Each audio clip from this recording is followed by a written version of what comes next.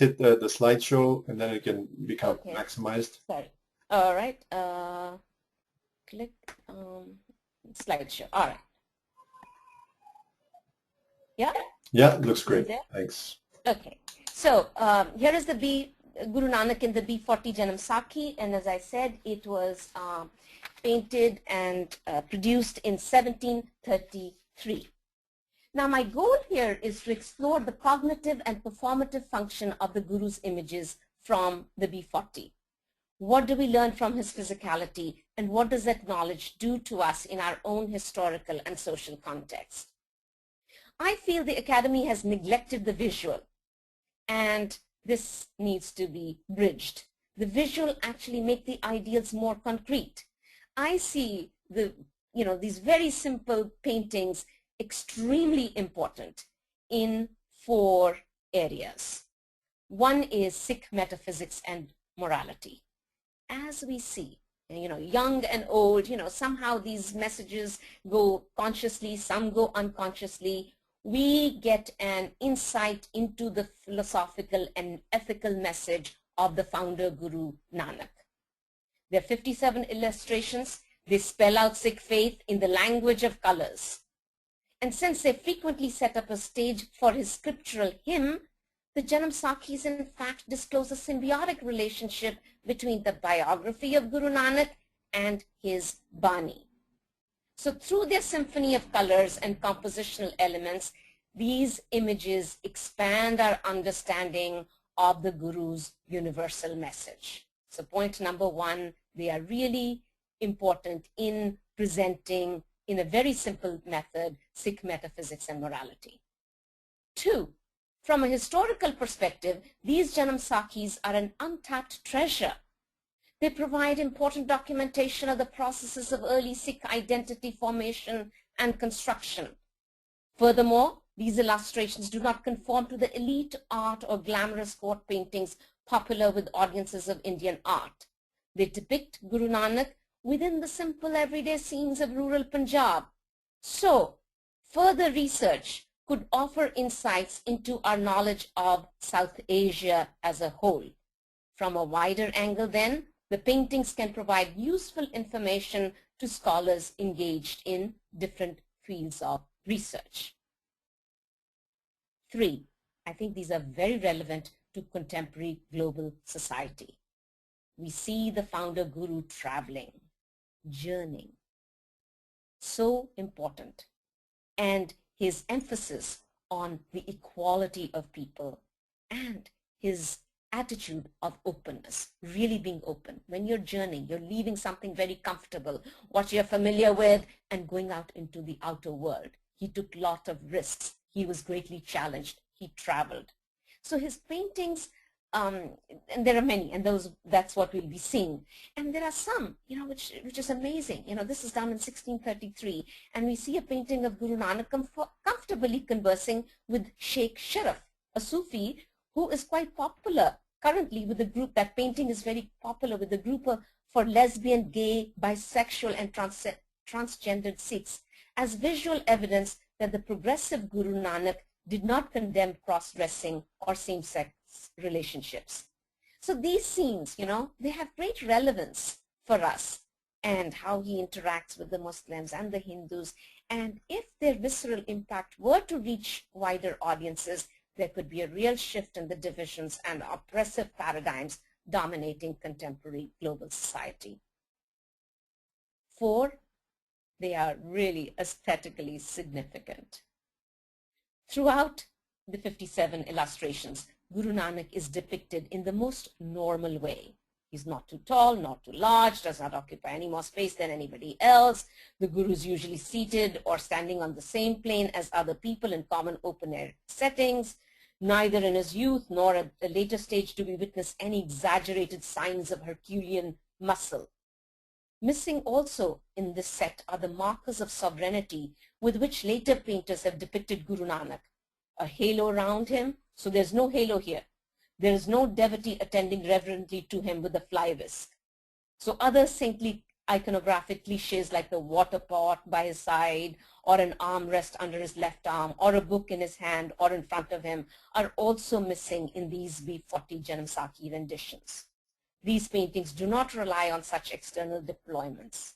Yet, with their colors, space, perspective, and gestures, these paintings subtly reveal Guru Nanak as a dynamic intersection between a historical person and timeless reality.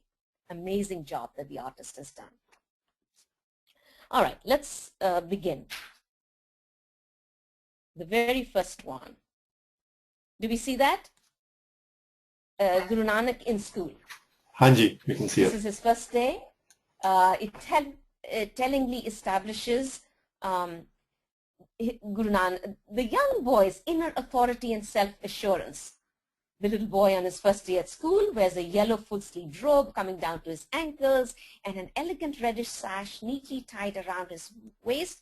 And you can notice it matches, the little sash matches his turban. And the churidar trousers peep out from below his robe, as do his curly locks from the turban on either side of his face. Indeed, don't you think it's a most endearing portrait? Guru Nanak's formal dress and upright demeanor are markedly different from the rest of the kids who are meagerly dressed and are romping around. Look below, how those kids are just kind of rough and tough, whereas he has phenomenal dignity. And he's wearing the turban, which is customarily donned by Mughal princes, Sufi saints, and Rajput nobles, which really imparts Guru Nanak a maturity beyond his years. He confidently greets his teacher, dressed in the typical, Brahmin outfit, and his father is behind him. So caught at the liminal threshold between home and society, little Nanak displays phenomenal dignity. I guess the parents have put a very fancy sash because this is their only son going to school the first day. It changes in later on. But also we need to notice the wooden board, how he holds it in his hands, how close it is to his body.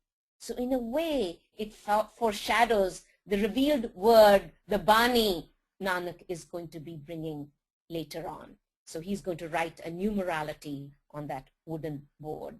And to me, this image really kind of shows the sacred text and the corporeal matrices of the Guru, how close it is to his body.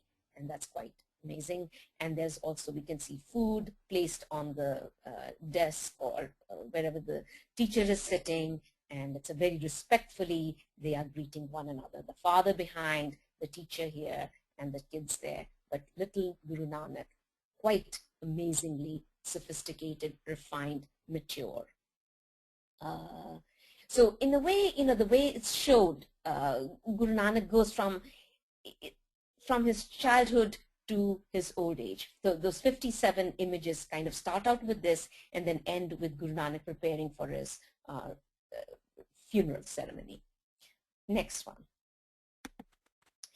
This one is, I think all of us know the story where Guru Nanak goes to graze his cows and buffaloes. He's not very interested in school, so instead of the classroom, he's more into nature. That's what he enjoys. He's communing with nature, and as he falls asleep, there is the tree shading him. The tree won't leave its shade.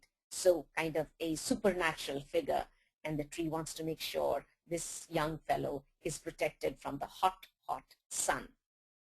It's a very interesting little image if we look at it. We see the sun there, almost like a figure kind of taken by surprise. The people down there, one looks very Hindu, one looks Muslim. They're again surprised. This little ordinary fellow, what is so marvelous about him?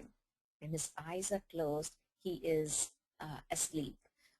So in a way, the Guru is going through a lot of solitude, a lot of self-reflection. They evoke his sleeping kind of evoke the vast dream world where anything is possible.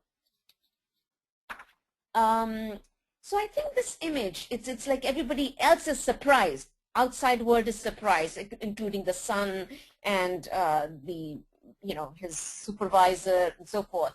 But Guru Nanak is going through the arduous process of solitude. self-reflection, and psychological turmoil. We also need to keep in mind, he's doing it all by himself. There is nobody he's seeking out. No sant, no nath, no Sufi master. So we see him communing in nature all by himself, his body in the throes of incubating a new reality, a new revelation. So I want us to keep in mind, that he is on his own. He's independent. He's not a follower of anybody. No guru, no nath, no sant, no Sufi master. Next. This is an interesting image, and you can see the iconography is very disjointed, very dark, nocturnal world where he's seated inside. The guru is not well, so his family calls for a physician. So you can see the physician is outside. Perhaps the father brought him over, and he's sitting there, and the physician is checking out his temperature, checking out his pulse. And the physician looks more like the teacher that we saw earlier, very Hindu, wearing the dhoti, upper caste Hindu. And now there's a little bit of a difference, because in the narrative itself, in the literary narrative, it says that it was the wife who asked that a physician be called because he was not feeling well. The husband was not feeling well. But in the image itself, the way the artist has painted, it seems like Guru Nanak is really young, and the person behind seems to be older, and his mother. So there's a little bit of a disrupt between the text and the illustration. Anyway, it's very interesting that the physician cannot diagnose, but the mother does. So it's a poetic verse. We have it in the Guru Granth Sahib, where it says, "Pola Vaidan jane kadak kaleje mai." The naive physician does not know that the pain lies in the liver. In Punjabi idiom, kaleja, liver, is the emotional, moral, and spiritual core of the human being, not heart, kaleja. Whereas the physician with his scientific training fails, his mother, pictured with her chin up and confidently raised left hand, sees through her son's biological organ and recognizes his spiritual disease, that the divine is not up, above, beyond, to be accessed by the mind or disembodied soul, but rather painfully felt by Guru Nanak in the recesses of his visceral organ, so crucial to bodily functions, is profoundly illustrated in the simple little painting. The scene testifies to Guru Nanak's personal psychic trauma, a trauma that sets him on a spiritual journey, which ultimately leads to his divine revelation. Subsequently, he shares his divine enchantment, and people attracted by his universal message and simple style start following him, calling themselves Sikhs or Seekers, or however you want to translate. So that to me is a very important image, where Guru Nanak is literally, spiritually sick, and it's in his body that he's feeling the pain, the spiritual angst, and no physician can help him out. So the scriptural verse kind of painted out here. Next. This is from one of his travels. It's later on. It's a long narrative. The Guru is on his travels beyond Kashmir, and he's turned into a boy by a Rohilla Pathan and sold several times over. A lot of drama takes place in the text, but what I'm interested is in the painter. What does he choose to focus on? Simply on the aesthete par excellence, smelling the flower, sitting up on a hillock among birds and flowers. So you can read here a visual hermeneutics, which I feel, of Guru Nanak's verse recorded in the Guru Granth Sahib. Only the relisher of fragrance can recognize the flower. Rasiya hove, muskata, tab phool pachane. So since the complex process of recognition, pachane, requires a physical act as well as a cognitive realization, it's very important that we be trained to see the beauty and wonder in this world, not otherworldly, not taking our eyes after death or heaven or out there, but right here. This is what the Guru is doing, holding that little daisy, is it? Small little flower in his right hand, and really absorbed in enjoying its fragrance. And later on, actually, Guru Angad, when he's chosen as his successor, he too holds a flower in his hand. So to say that kind of aesthetic dimension was very crucial to the religiosity, the spirituality of the founder Guru. Next.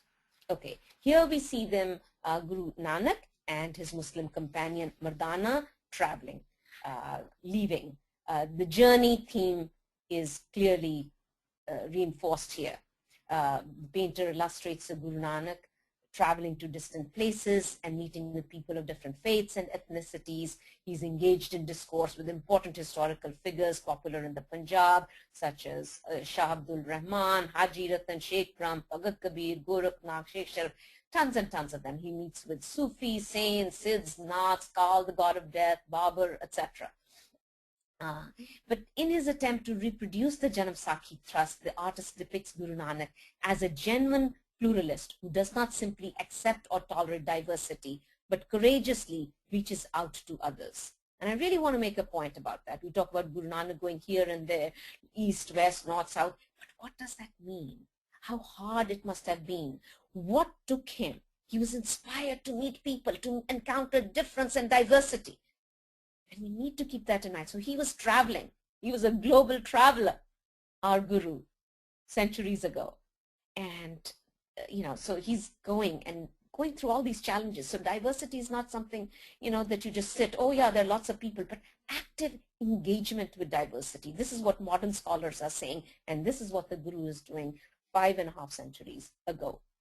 We can see his inclusive personality, which is evoked by the artist. They transcend religious stereotypes current in his milieu.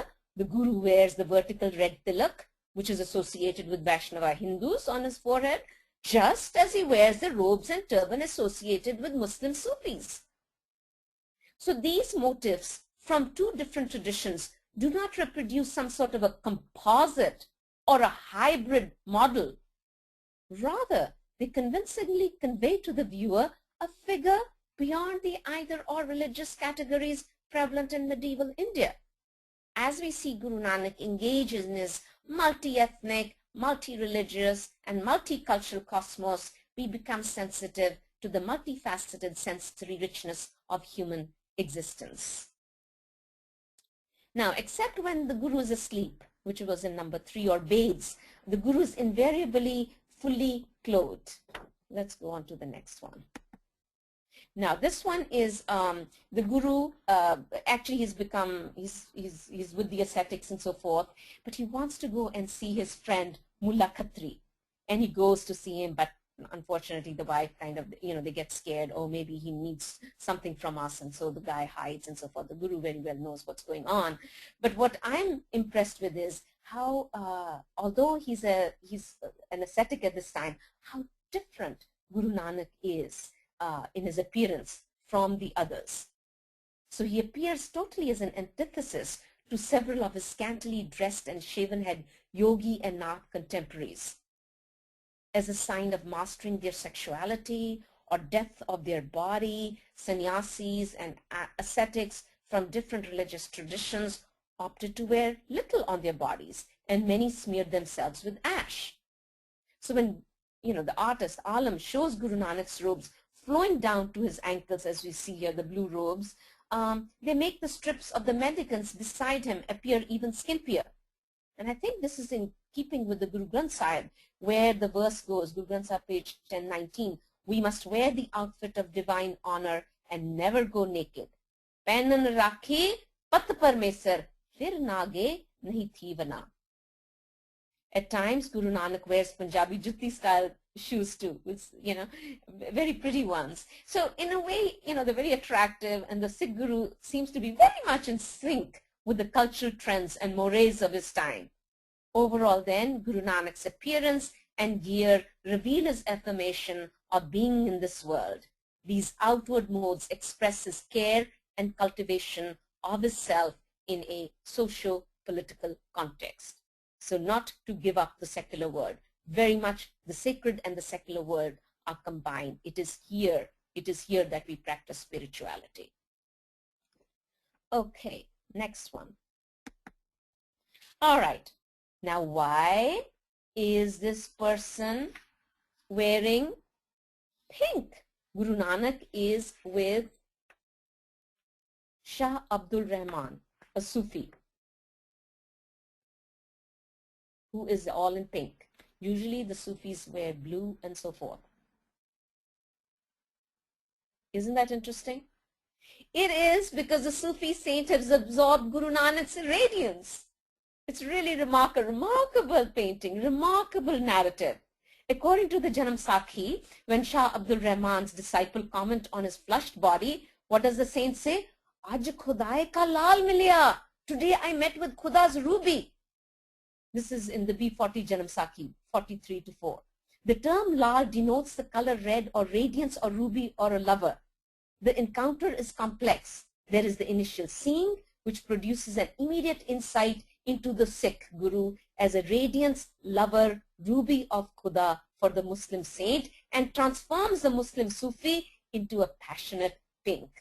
So the profound pleasure radiating from Guru Nanak's proximity with such Muslim sages and companion Mardana could be very therapeutic for the Sikh Muslim wounds incurred in the horrific partition of the Punjab in 1947. So I think it's really beautiful that the Sufi saint sees Guru Nanak. He's so impacted that he starts to blush and he becomes all pink in having met this very spiritual figure, the Sikh Guru. Next. Now this illustration, Guru Nanak is seen with yet another type of ascetics. These are the fakirs who go begging for food. This composition is vertically split into segments. In the above, Guru Nanak is seated in his typical pose under a tree with Mardana across from him playing the rabab. But close behind the Guru, look at it, is a group of men crouched together, and as these four disappear into the border, they leave the spectator with the sense that there are many more of them. In the lower perspective, however, is a very different set of bodies. There are two musicians elegantly dressed in long robes and sashes standing on either side of the frame. One holds a rabab and the other the cymbals. Between them are two distinctive figures in pajama trousers, not churidars, what we saw Guru Nanak wear earlier, dominating the scene. Their youthful chests are bare and they have narrow bands wrapped around their heads. They occupy extensive space as they flaunt their robust bodies in vigorous dance with their arms excitedly in the air. Holding these two scenes together is a mosque in the far background, and in spite of the distance, its four minarets are clearly visible. Now the narrative is about the Guru in Sayyidpur, where the Pathans are celebrating merrily at a wedding party, utterly oblivious to the group of starving fakirs beside the Guru. The town of Sayyidpur had been sacked by Babur when he crossed the river Indus in 1520. So Alam's painting poignantly catches the contrast between the local victims feebly huddled with the Sikh Guru and the ethnically and socially superior foreign victors from the northwest frontier and Afghanistan region, engrossed, as we see, in song and dance. Along with the visual, you'll notice there are sonic differences as well. While Mardana's rabab above raises empathy and human connections, the rabab and cymbals in the lower frame promote selfish indulgence. So we can see orally the two differences, visually and orally, how beautifully portrayed they are.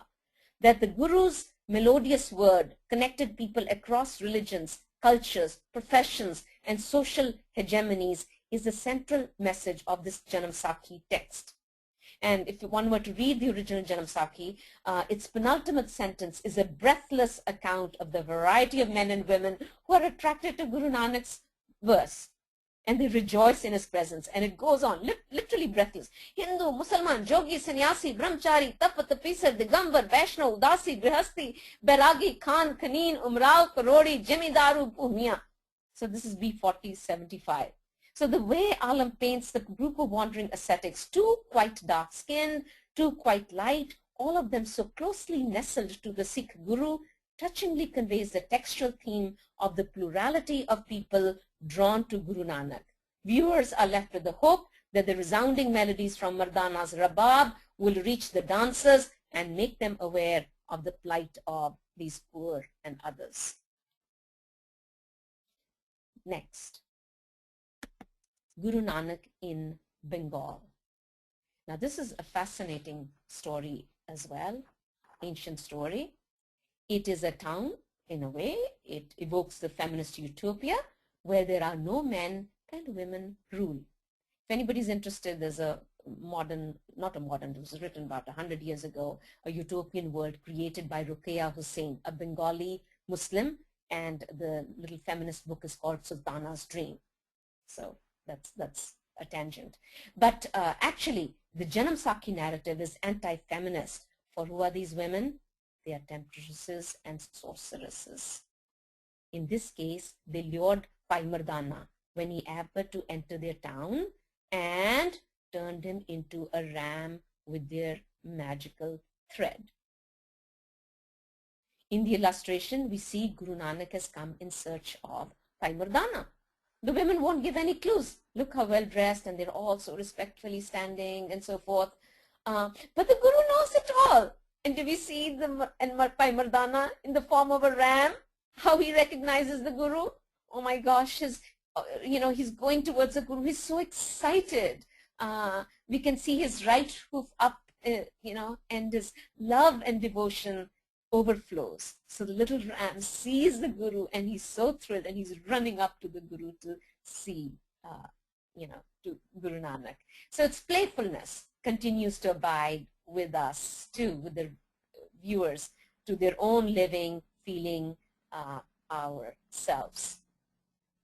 And as the story goes, Guru Nanak's hands untie the string, so the ram turns back into Mardana, and the women praise the Guru for his supernatural powers. Next. This is the Guru upon his travels. They come close to the town of Talwandi, he and Pai Mardana. So, the parents come to see him. Pai Mardana must have given the information that the Guru is here. The parents come to see him. As we can see, they're bringing platters of food. Oh my gosh, they look like gooey laddus and barfi and so forth. And food, this is an important part. And even in Sikh scripture, it's always said, to remember the divine, like morsel of food, sas grass, the Gurus keep on repeating. So making our alimentary canals elementary to spiritual progress. So once again, we don't need to give up food, but so long, it is eaten properly that we remember the divine. So, body and spirit are not binaries, and spiritual knowledge is not to be confined to the realm of Plato's philosopher king or the Brahmins of Vedic India. So the coverings holding the delicacies are made of the same material. Text, you can see the Guru lifting up the covering, sort of transparent covering, to show us these lovely, delicious, gooey things, mouth-watering things. The saffron laddus in the middle of Alam's composition delightfully replay in the designs on Mata Tripta's large full dupatta, on Guru Nanak's turban, and on the sashes of Father Kalu and Pai Mardana. Altogether, the festive platters create visual links amongst the four figures and feed us with positive associations for both eating and learning simultaneously. Next.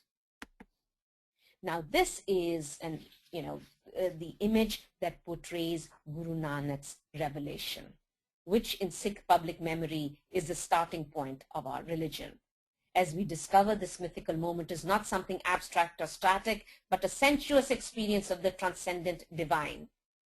This is when the Guru becomes the Guru. He's called the Guru. The Guru is positioned standing in the middle of a panoramic view.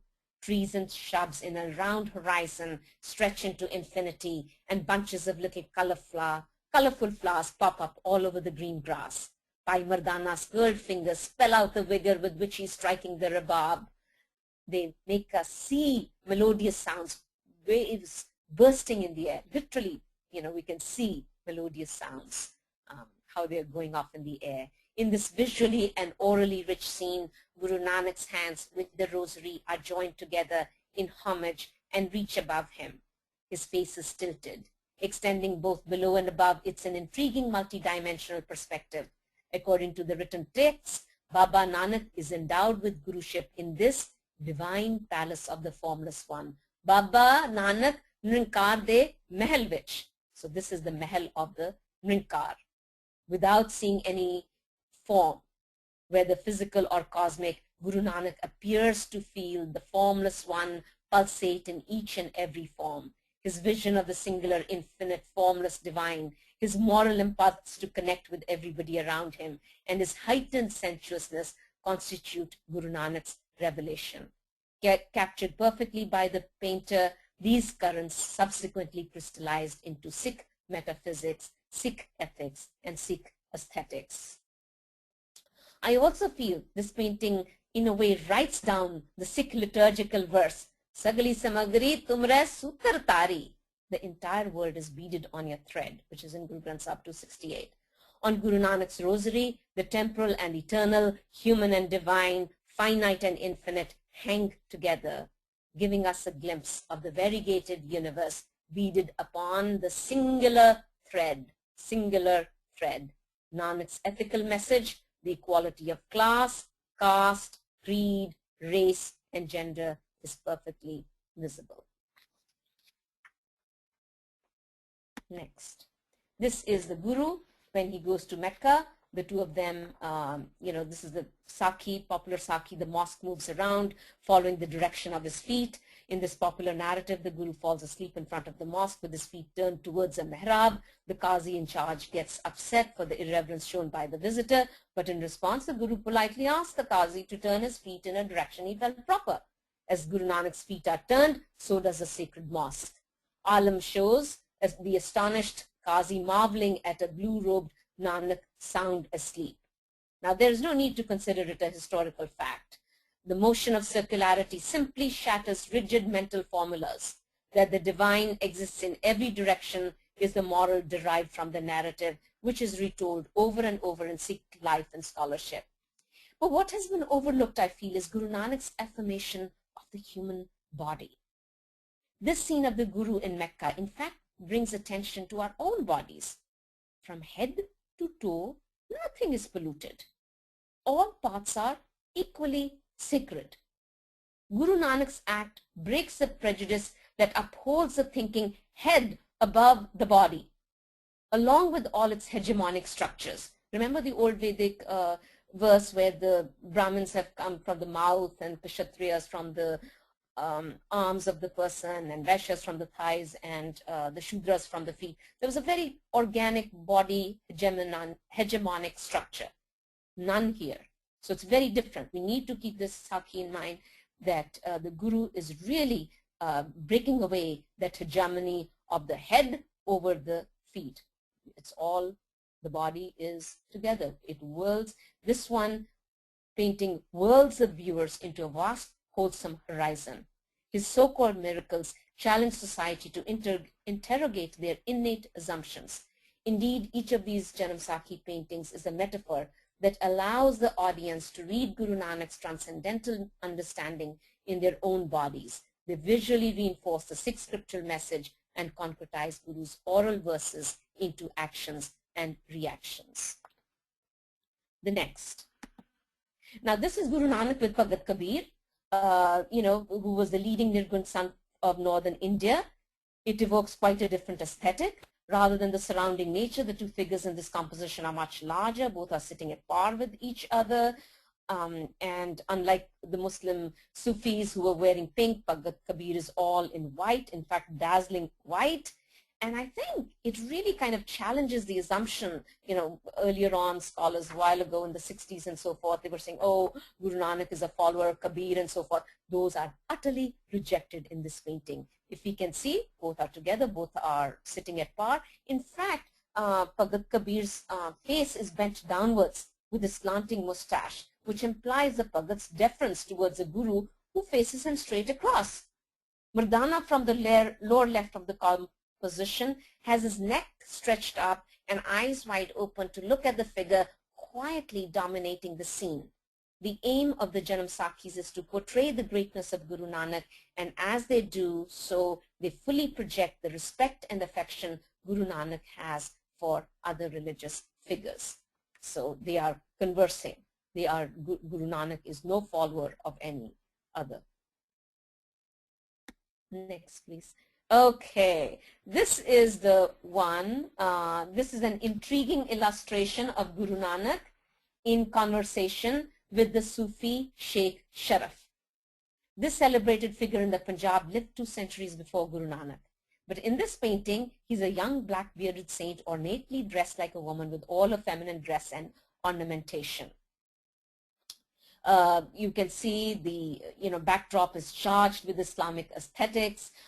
We can see a very urbanized Muslim town, the background with single, double-story, then some even triple-story buildings, and a fluted dome reaching up to the skies gives the impression, it's very active. And in the text, it's identified as Baghdad. So the balconies and windows are intricately latticed, and the walls are decorated with colorful arabesques. And actually, in between, you see a little tree, and there are birds, which are very unusual. They're all sitting together on that foliage. This repertoire immediately evokes the proverbial conference of the birds by the Muslim mystic Fariduddin Attar. So, the artist is trying to create a very Islamic landscape. So against this backdrop, the blue-robed Sikh guru and the bride-like bearded Sufi are having their own discourse. The male Sufis, Bhagats and Sikh gurus have abundantly appropriated the feminine tone, feminine psyche, and syntax to express their spiritual yearning.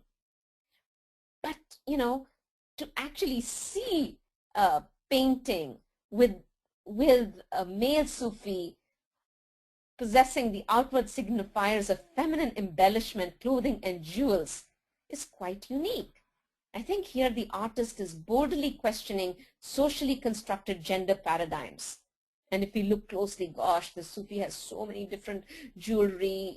He has his kontial, the earrings, mang worn in the parting of his dark hair, binduli on the forehead, gulu band, har coming all the way, and kangan and gajaras and churiyas and so forth. It's really intriguing how much jewelry the male Sufi has. The Sheikh's crimson scarf embraces his bearded face. What a contrast, all that jewelry and then his bearded face and upper body. And the scarf is drawn just enough to show his elaborate ornaments. Now his image, this particular image, may disturb some, but the Guru is utterly unruffled. The Guru then instructs that the divine is one only with truth and adoring love. So what is inside should come out. There should be a real coalescence between what is exterior and the interior.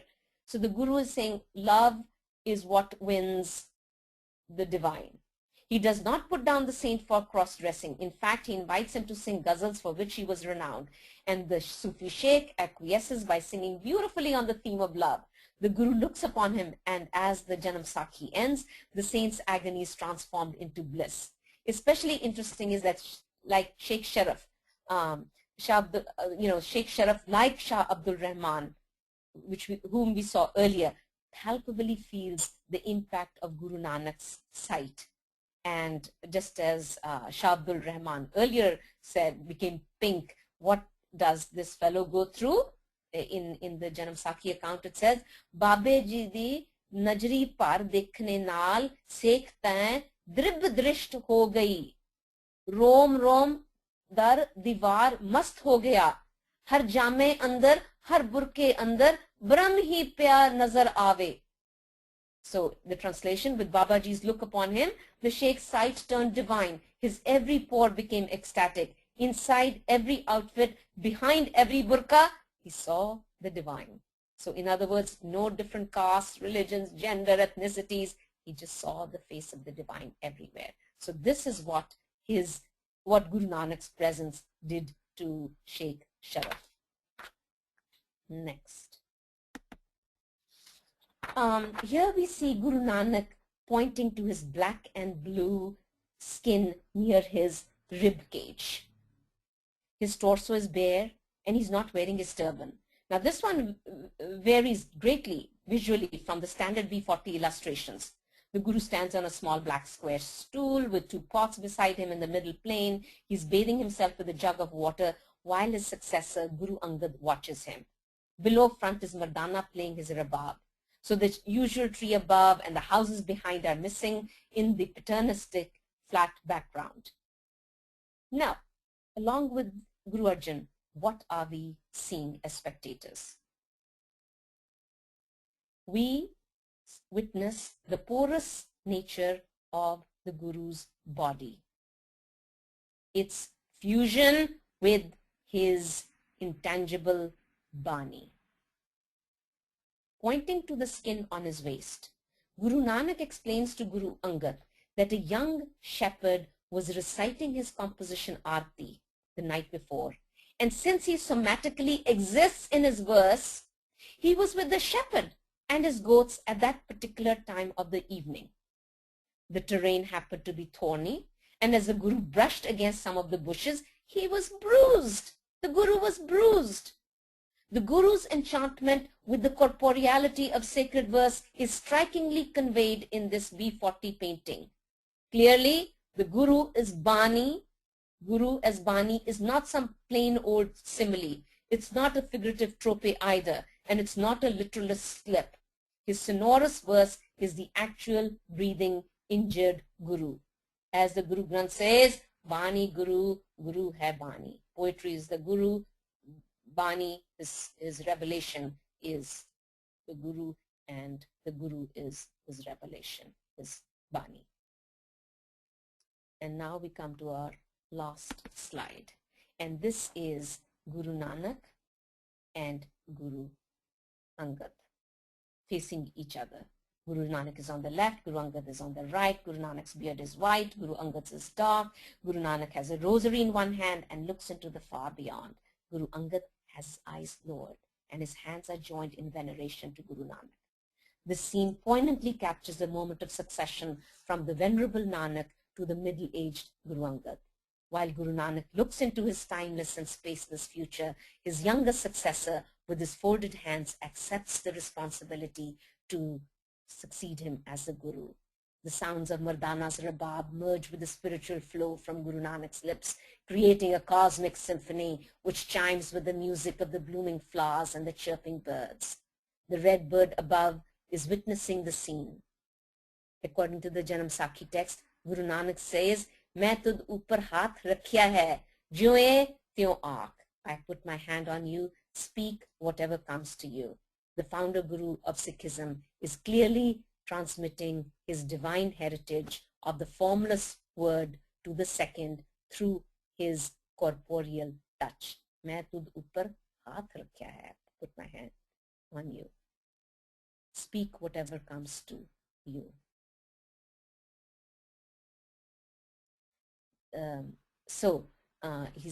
What I want to say is that it is through the corporeal touch that he passes his message, his revelation. There is total coalescence of the physical with the metaphysical. So to conclude, Sikh homes abound with these Janamsakhis full of profound beauty and wonder. I would say miracles here are not in the Western semantic sense. They're much more playful. They wander from the protagonist Guru to the wonders of our own bodies and those that surround us, human or natural. They incite us to expect the extraordinary events in the daily rhythms of ordinary life. To conclude, the Janamsakhi scenes reproduce the somatic response of Vismaya. From the Sanskrit root Smi, the word is etymologically related with the Greek media, to smile. It is related with the Latin miraculum, to wonder. Importantly, Vismad, wonder, is a supreme aesthetic mood for Guru Nanak. In words recorded in the Guru Granth Sahib, Vismad Roop, Vismad Rang, Vismad Tarti, Vismad Khani. Wondrous are the forms, wondrous the colors, wondrous is the earth, wondrous the species. So rather than steer us to some other worldly sphere, Guru Nanak's biographical narratives, just like his Bani, animate us so we too can see, smell, touch, taste, and hear the wondrous divine here and now. They pull us into this spatial and temporal world of ours. By choreographing the Guru's performance, the delightful B-40 paintings put us in touch with our own authentic self and orient us to a powerful ontological experience here and now.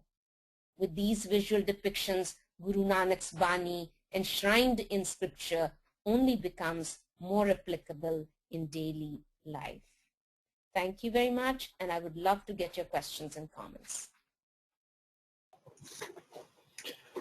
Thank you, Nikki ji.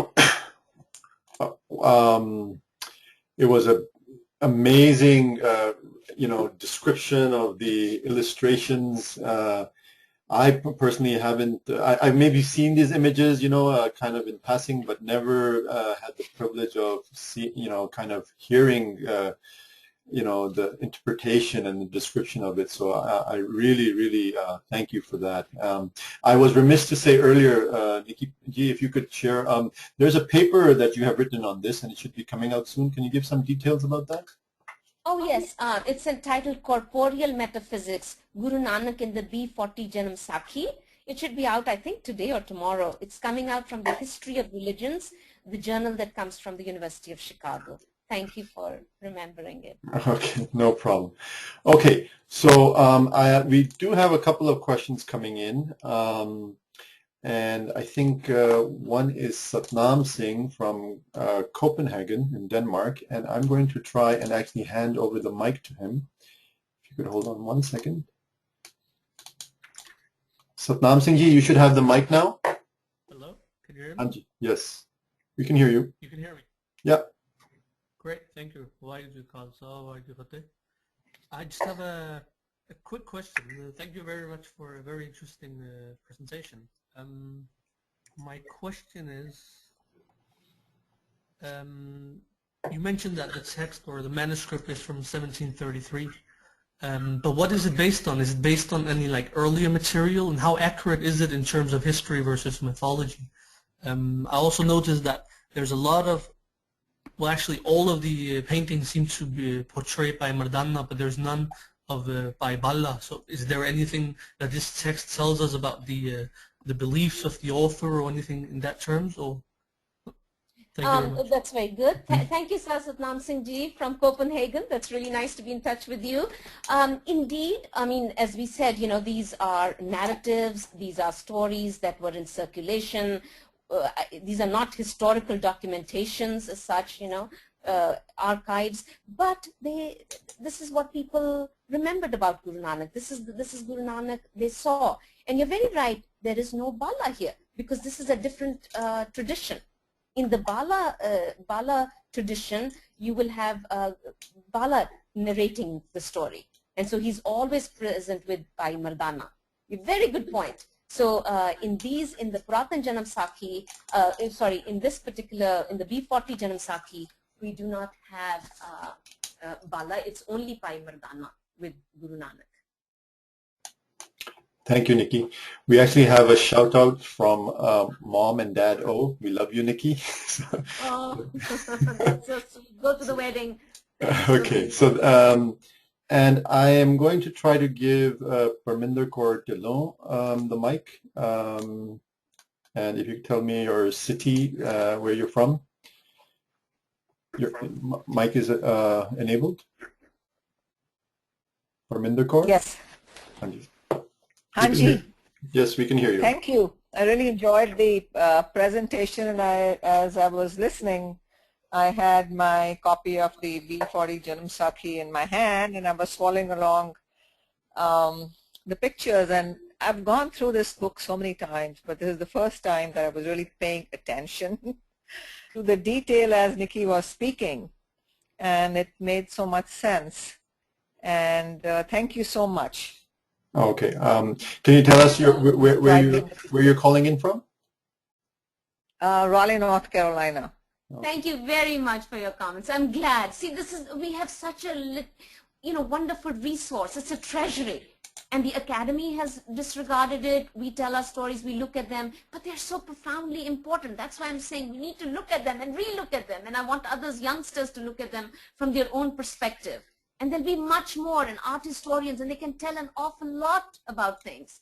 I mean, that story where Guru Nanak goes, meets with the women, that is by Ruqayya Sultana, 100 years ago. Was there a source where a Bengali Muslim feminist and Guru Nanak, are tapping into.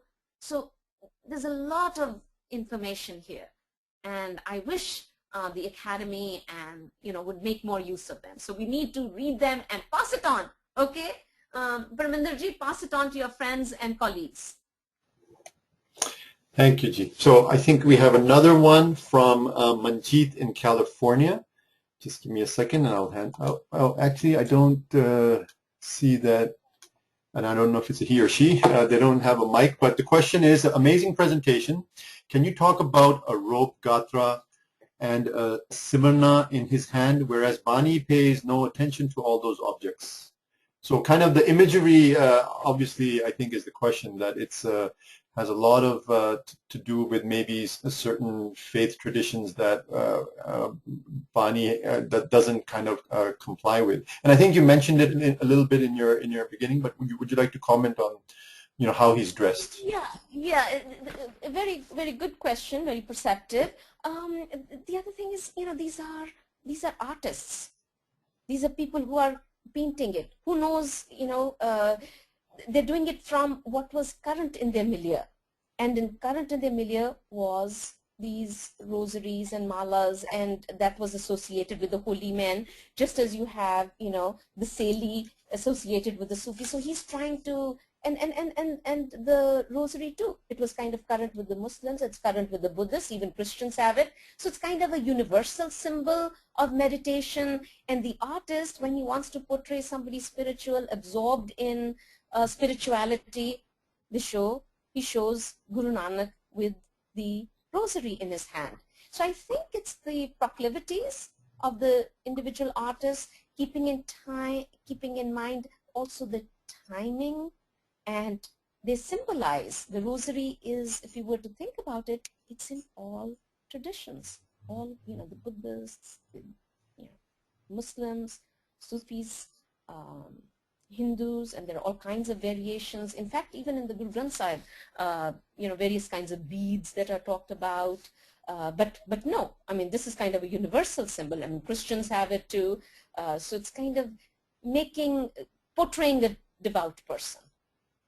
But again, somebody not Hindu or Muslim, and it's again not kind of a composite figure, but kind of a universal being who was in touch, who was in tune with people, all sorts of people. And he doesn't hold any weapons. This is all he has. In fact, there's also the image with the demon, and there too, it's only with this rosary that he can, annihilate negative forces and so forth. So it's a very gentle person. I think that's in this particular repertoire of images, Guru Nanak is a very gentle person, but again very strong nevertheless, and very much aware of his social and political context. Guru is not some figure sitting out on the mountains or anything. He travels, he goes to centers, religious places where he meets Hindus and Muslims and Naths and yogis, goes to their places of worship. And that's hard, to be an alien into a place, it takes the risk. And I think that's the overall orientation of the artist, to portray this universal figure. Okay, thank you. We have a couple of minutes, and actually I have a question. It's actually I have two questions, but I think the more interesting one probably is, maybe these are the 16 illustrations that you chose, but what can you say from the B-40 Janamsakhi, or are there any illustrations sharing his relationship and life with either Bebe Nanki, his sister, or his wife, Mata Sulakshmi?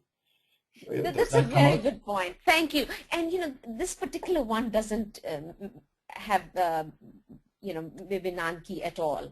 And even with Mata Tripta, it's not clear, So I think the focus on this one is Guru Nanak meeting with people. But of course, we have some beautiful, beautiful stories about the relationship Guru Nanak has with his mother. In fact, the one where the mother comes to see, right. Remember the parents, which I showed, they bring all the sweets, laddu and all, matyai like aande ne.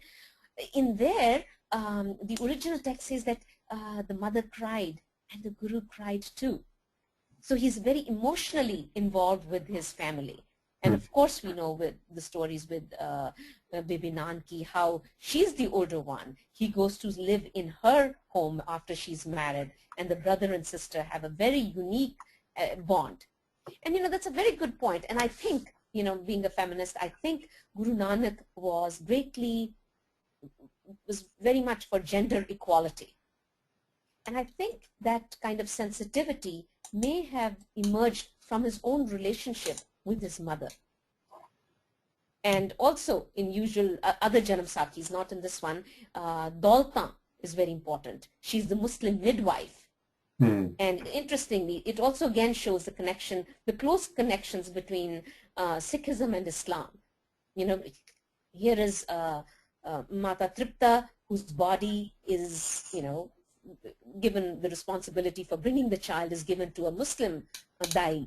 And so Daultan brings the baby out, and she's the one to exclaim. She's one of the first ones to see Guru Nanak, baby Nanak, and she's so charmed by him. What a wonderful, wonderful spiritual figure. So in a way, it's quite interesting if you would even that narrative were to be brought into focus. It's a female, it is a Muslim who first recognizes she's the one to bring Guru Nanak out into this world and to recognize his divinity. So there's a lot that's left out in this, right? But they have their own impact. I'm most interested and deeply impacted by Guru Nanak's effect on the Sufi saints. How they actually, he's so powerful without showing power. As you can see, none of these images show him any big or small, no force of any sort. And just in that very serene, spiritual, he emanates something. And whoever he meets, Hindus, Muslims, even those sorceresses, robbers, demons, you name it, he can impact them with his personality. And that is quite remarkable, the way it comes out in these paintings. Okay, thanks. That's what I was kind of trying to figure out. And I'm sure there are other genres of Janamsakhis in which Bibi Nanki and others are given more. Yes. Actually, I worked on, there's a collection at the museum in San Francisco. I worked on them recently. I looked at them, and there were 4 beautiful scenes of Guru Nanak's wedding. And those were really beautiful. The whole Bharat scene, Guru Nanak going to the bride's home, and all the festivities that are taking place there, then his wedding, and then the Doli coming. So they return from the home. So there are 4 beautiful, beautiful images, and they are at the museum in San Francisco, the Asian Arts Museum. So those of you on the West Coast, please go have a look at them. Really beautiful. A quick question from Manjeet Singh of California. Where can we get a copy of the book, the B-40 Janamsakhi? Is that readily available or only in manuscript? The B-40 Janamsakhi text,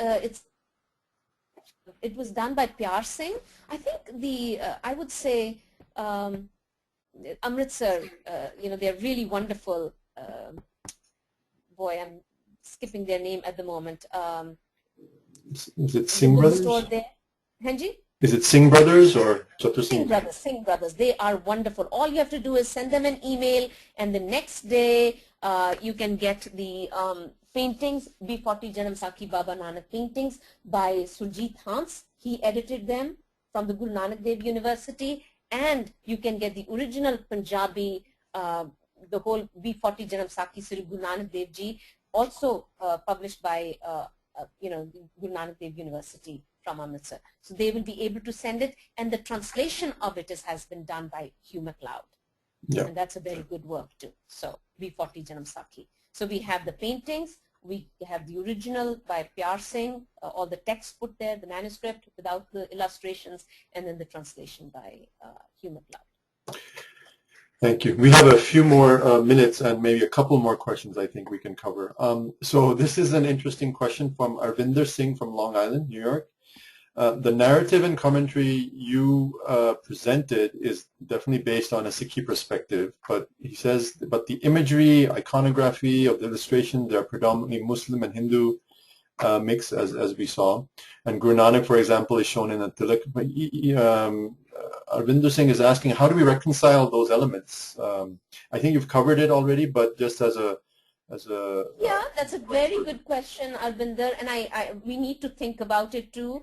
And you know, as I said, he's not a composite figure, but this is, let's say you're an artist, you want to portray somebody religious, what would you do?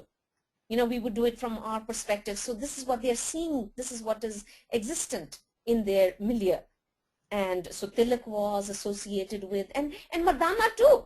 It's not only Guru Nanak, Muslim Mardana wearing a Tilak. Go look at those paintings. Should we go back and see? Where is Mardana? You'll see that Mardana wears a Tilak too. Yeah, you just missed it. So this is the artist's way of portraying. So Mardana is clearly Muslim. But for the artist, you know, this is kind of a spiritual figure, or he's with Guru Nanak, and so they put it. Interestingly, oh yes, I might as well mention the one that I looked at in the the one in California, in San Francisco Museum. There's a painting of Guru Nanak, the same painting where the same narrative, I should say, where Guru Nanak goes to Mecca, and there, would you believe, in the within the mosque is a Shiva Linga, and that is anathema. But that's what the artist, the artist was probably Hindu trying to conceive a Muslim place, and for him that was the most religious place. So people are playing upon it, upon their own associations. We are who we are. I'm a Sikh, a woman living here. I'm presenting my own interpretation. So that's why interpretations are very significant, and we need, the more interpretations we get from diversity, the better it is. So we need to interpret things, and the gurus, these are in a way, these paintings, these sakhis are really kind of creating a stage, and many times interpreting the scriptural verses. It really kind of makes our text more alive, gives us more concrete examples. So the gurus, why do people want him? Hindus want him, Muslims want him, Bhagats want him, Sufis want him, Naths want him, Sannyasis want him. Why? Because he looked like that. People saw something in common. People saw something familiar in him. So he spoke to everybody. He was not alienating. And I think everybody wanted to kind of, everybody was impacted by him. But your question is an important one, and we need to keep them in our minds. Thank you. Yeah.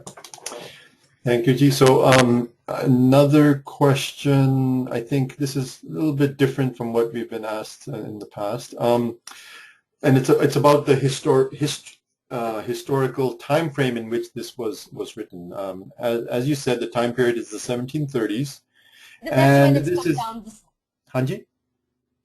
That's when, that's what it says in the text itself. Yeah, in the manuscript. So but the question is interesting because it is known that 30 odd years after 1699 Vaisakhi, the Khalsa is going through a lot of turmoil, lots of persecution, etc., taking place, and the work seems to be a product of, kind of a solemn endeavor in a peaceful environment, doing this kind of writing and paintings. So what does that really tell about I guess, and this was a question I had as well, is that the psyche of the Sikhs at that time, did they, take on this manuscript and take it on as their own? What other cultural pursuits were taking place while, military fights were going on at that time? So how does something like this come out during the tumultuous time, I guess, is really the question. Very, very interesting. So again, I'm not sure, but what's interesting here is that we have that very important moment, 1699, and the Khalsa format is there. And here in these 57 illustrations, we do not quite see that. Mm-hmm. That is also to add to your question. Sure. Why is all that missing? And why is the Sikh identity missing in these images?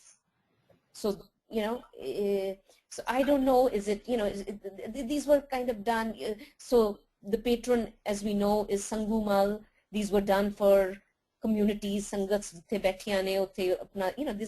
is the Guru, they're sharing, they are remembering, and we have the date, we have the artists and so forth, maybe maybe the region we are not very sure about. Although Sue Strong says it's the Kapurthala region, MacLeod is not very sure where it is. So it could be where it was done, perhaps. So these are very important questions, and we need to ask the historians about it. And there is research going on, so hopefully we'll have more answers. That's why we need to look at them again and again. That's my plea. My plea today is look at these and question them. It's not just the text, but it's the illustrations that go along with it that give us a lot of insight. Yes, yes, and we ignore that. And this is very telling. Anne Murphy, who's at British Vancouver, she's the one who wrote on Sikh materiality. And that somehow the visual we kind of ignore. No. And it's not correct. And that's why Paisa Bagadian, they did a book too, and Rupinder Singh, they came up with Sikh relics. Lovely book. And so we need to look at these texts and what and the stories, like Inni and Jassi Kaur, they're sharing with the youngsters. Those need to be brought to the fore as well.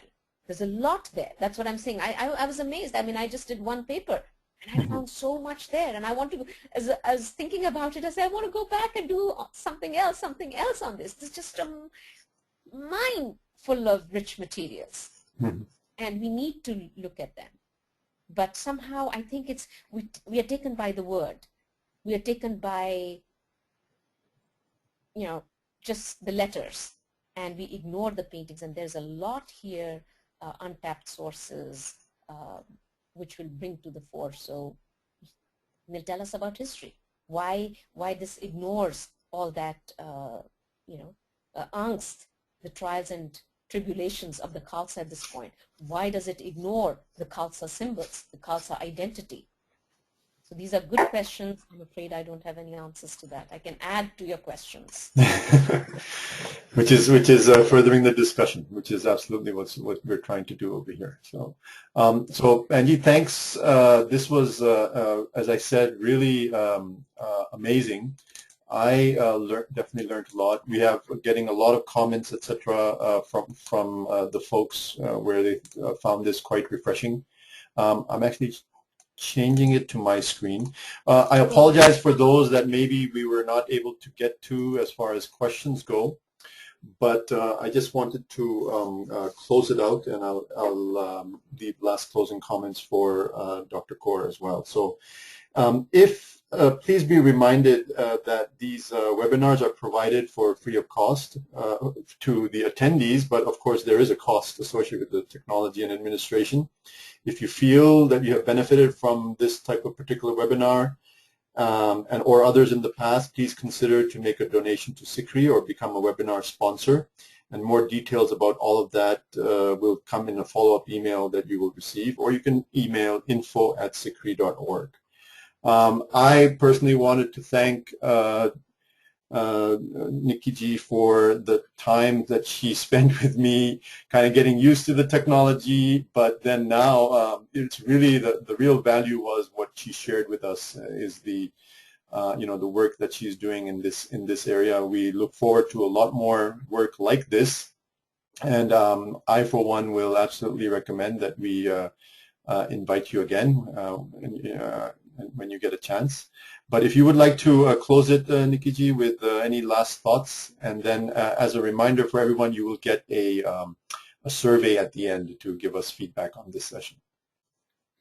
I just want to thank you, Inderpreet Ji, for all that you did, and to the to the Sangat who's been hearing me. Really, very heartwarming for me to be in touch with you, to hear your questions, your comments. I really thank you. Satnam Singh Ji, Parminder Kaur, Arvinder Singh Ji, Manjeet Singh Ji. I really was very, very good for me. I'm in rural Maine. I'm all solitary, and to be in touch with you all is extremely meaningful. Best to everybody, and my heartfelt thanks, and for the Sikh Research Institute to keep on doing these wonderful things. Your amazing vision, and I really admire your tenacity and your practicality and your hard work, enthusiasm, energy with what you're doing. Congratulations to you, and may Vaheguru give you all success and strength to continue on with your work. Vaheguru Ji Ka Khalsa, Vaheguru Ji Ki Fateh. Thank you, everybody. Vaheguru Ji Ka Khalsa, Vaheguru Ji Ki Fateh.